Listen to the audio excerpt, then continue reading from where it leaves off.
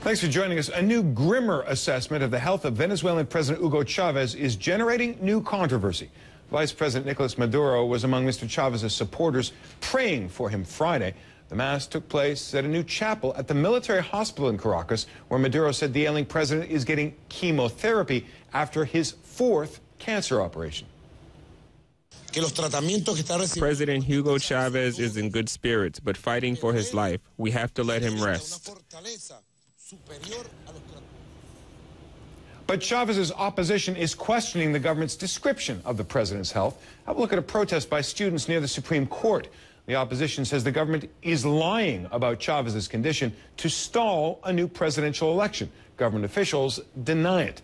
Journalist Phil Gunson is in the Venezuelan capital and joins us now via Skype from Caracas. How much does anyone really know about the president's health, and how are they being told? Well, outside of a very small circle of his closest aides and ministers, nobody knows anything.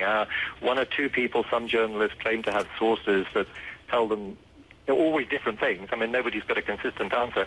But the fact is, we've not heard from a doctor since this whole crisis began a year and a half ago. We still get political messages. We get communiques from the government, which sometimes seem positive, sometimes seem more negative, but are always extremely vague.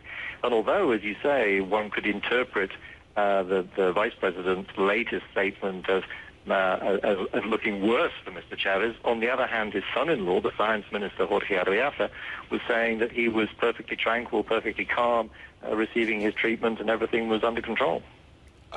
That is an intriguing contradiction, given that the vice president basically is describing the president as being at death's door. I'm curious, though, about what exactly the opposition wants, in addition to knowing the full account of the president's health. What kind of plot do they see in manipulating that kind of information, if that's what's being done?